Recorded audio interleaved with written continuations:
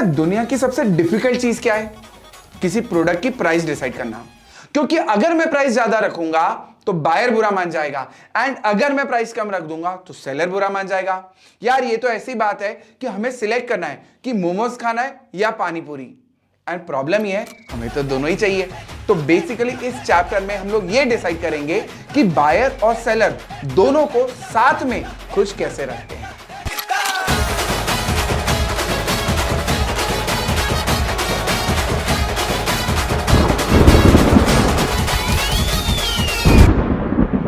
तो दोस्तों price determination में जैसा मैंने बोला करना क्या है, हमें किसी प्रोडक्ट की प्राइस डिसाइड करनी है। तो ये जो प्रोसेस है, ये जो मैकेनिज्म है जिसकी वजह से किसी भी प्रोडक्ट की प्राइस डिसाइड होती है, इसी को तो बोलते हैं प्राइस मैकेनिज्म या प्राइस डिटरमिनेशन। अब यहां पे जो दो मेजर सोल्जर्स हैं जिनके बीच में लड़ाई हो रही है वो है एक बायर और एक है सेलर।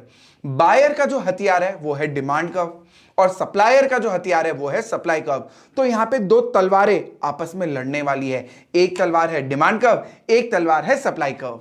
तो दोस्तों यहां पे आ चुका है वाई एक्सिस और एक्स एक्सिस। अब जरा हम बुलाते हैं बायर को। तो बायर साहब आप हाजिर हो। तो भैया यहां पे बायर आ चुका है अपनी तलवार लेके डिमांड कर्व। तो अब बुला लेते हैं सेलर को। तो सेलर पेश हो। तो दोस्तों यहां पे आ चुका है डिमांड कर्व और यहां पे है ऑलरेडी सप्लाई कर्व।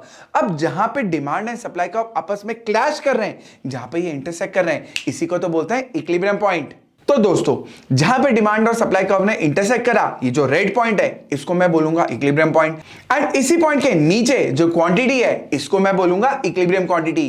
एंड दोस्तों इसी पॉइंट के रिस्पेक्ट में जो प्राइस है, क्या बोलोगे उसको?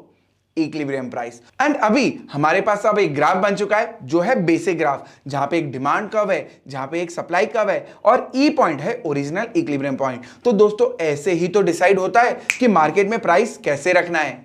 अब दोस्तों क्योंकि हमें रूल ब्रेक करने की आदत है, पर हम लोग हैं थोड़े से अड़ियल लोग, हमें रूल ब्रेक करने में बहुत मजा आता है। तो तुम लोग ये जानने में ज्यादा इंटरेस्टेड होगे कि अगर इक्विलिब्रियम प्राइस से ज्यादा प्राइस रख दूं तो क्या होगा। तो चलो मैं बताता हूं। अगर हम मार्केट प्राइस इक्विलिब्रियम प्राइस से ज्यादा रख देंगे तो प्राइस ज्यादा है, तो सेलर बोल रहा है बल्ले बल्ले बल्ले, मतलब उसको मजा आ रहा है, मतलब सप्लाई ज्यादा है। पर बायर बुरा मान गया, मुंह फुला के बैठा है फूफा जी की तरह, मेरे को नहीं खेलना।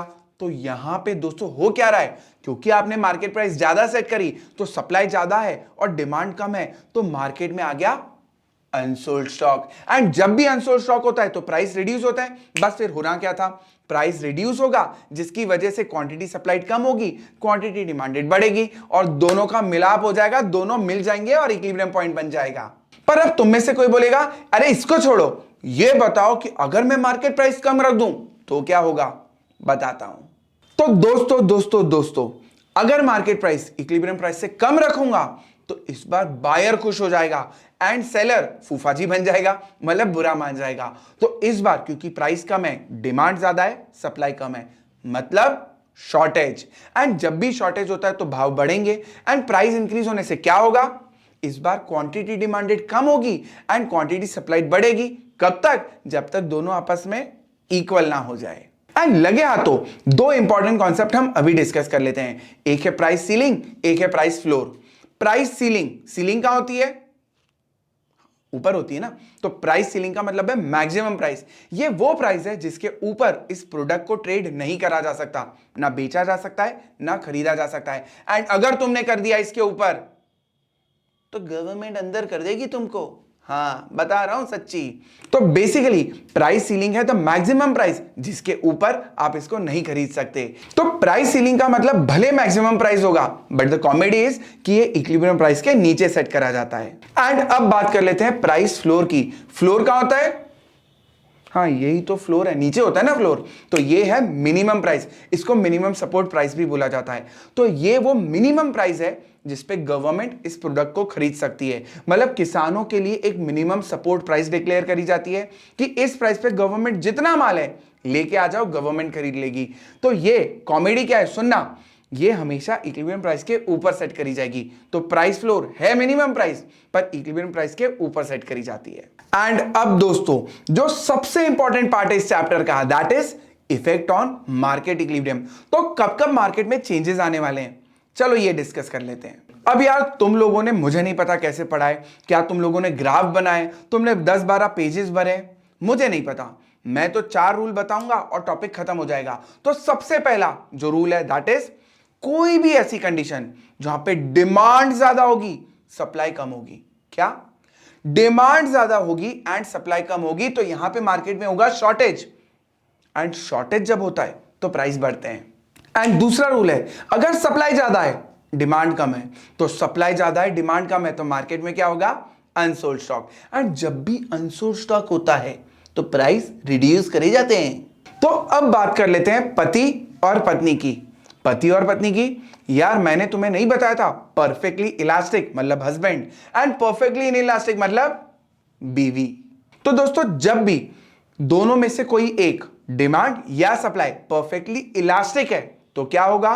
क्वांटिटी चेंज होगी पर प्राइस चेंज नहीं होगी।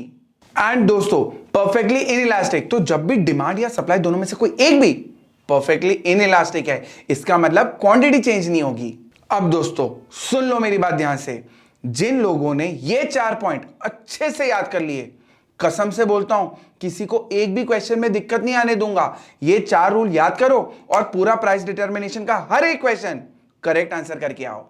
तो अब दोस्तों हमारे सामने आ गया है एक टेबल हमें अलग अलग केसेस बताएगा और हमें बताना है कि इक्विलिब्रियम प्राइस पे और इक्विलिब्रियम क्वांटिटी पे क्या असर पड़ने वाला है दोस्तों।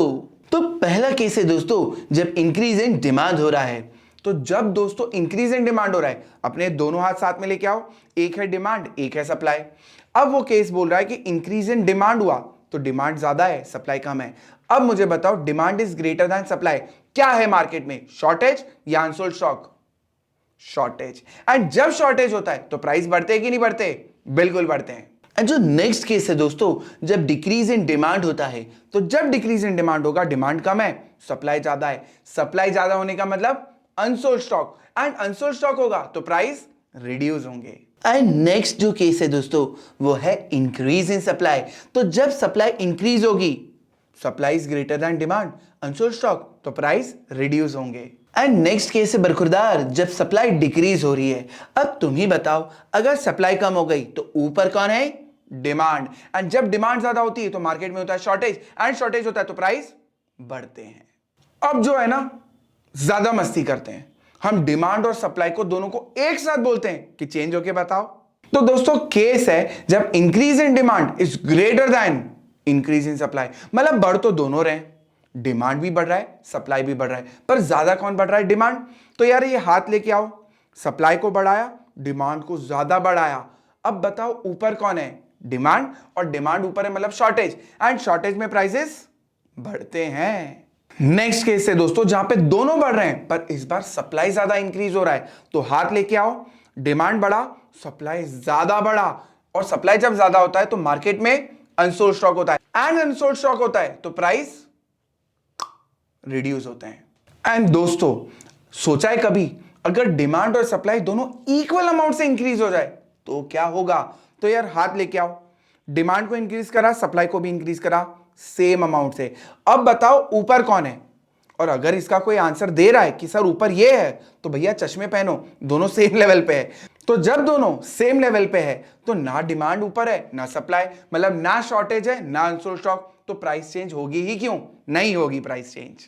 एंड अब बात कर लेते हैं जब दोनों में डिक्रीज हो रहा है, डिमांड भी डिक्रीज हो रहा है सप्लाई भी डिक्रीज हो रहा है। तो दोस्तों यहां पे जो केस है वो है decrease in demand is greater than decrease in supply. दोनों गिर रहे हैं पर सप्लाई कम गिर रहा है, डिमांड ज्यादा गिर गया, कोई बात नहीं। ये बताओ ऊपर कौन है? ऊपर है सप्लाई, एंड जब सप्लाई ज्यादा है तो मार्केट में होगा unsold stock, and unsold stock होगा तो प्राइस रिड्यूस होंगे। अब दोस्तों इस बार सप्लाई ज्यादा गिरा है डिमांड कम गिरा है, तो पहले डिमांड को गिराओ सप्लाई को ज्यादा गिराओ। तो अब बताओ ऊपर कौन है?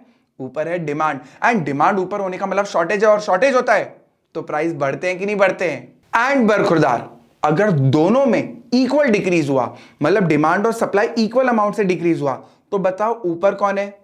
कोई भी नहीं ना, तो ना शॉर्टेज है ना अनसोल्ड स्टॉक, तो प्राइस चेंज होगा ही क्यों? एक बात बताओ मेरे को। एंड अब दोस्तों ये जो perfectly elastic and perfectly inelastic वाला केस है, हम इसको लिखेंगे नहीं, सिर्फ एक बार सुन लेंगे खत्म हो जाएगा। अगर डिमांड और सप्लाई दोनों में से कोई एक भी परफेक्टली इलास्टिक है तो क्वांटिटी चेंज होगी पर प्राइस चेंज नहीं होगा। तो यहाँ पे इक्विलिब्रियम वाले कॉलम में सब जगह no change no change no change आएगा। तो क्या लिखना है इसको?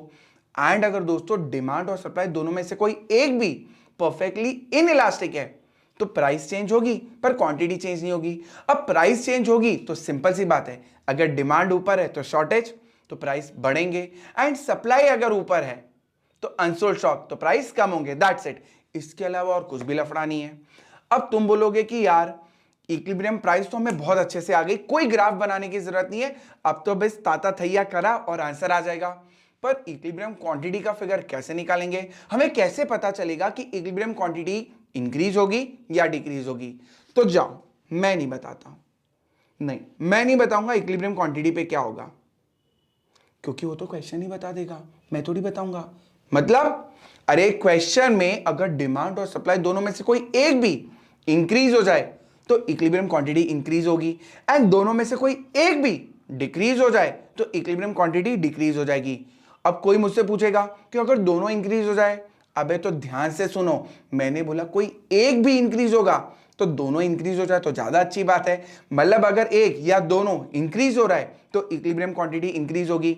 डिमांड और सप्लाई में से कोई एक या दोनों डिक्रीज होगा तो इक्विलिब्रियम क्वांटिटी डिक्रीज होगी, बात खत्म। तो अब देखो मैं कितना इजीली इसको फिल करता हूं। तो देखो भैया, पहले केस में डिमांड इंक्रीज हो रही है तो इक्विलिब्रियम क्वांटिटी इंक्रीज हो रही है, दूसरे केस में डिमांड कम हो रही है तो कम हो रही है, सप्लाई इंक्रीज तो इंक्रीज, सप्लाई डिक्रीज तो डिक्रीज, दोनों बढ़ रहे हैं बहुत ही बढ़िया बात है तो इंक्रीज, दोनों बढ़ रहे हैं वापस से तो इंक्रीज, दोनों बढ़ रहे हैं तो वापस से इंक्रीज।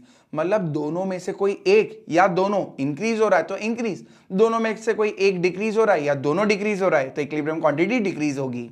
तो बस इसी के साथ इस चैप्टर को कंक्लूड करते हैं, मिलते हैं नेक्स्ट वीडियो में, तब तक के लिए नमस्ते।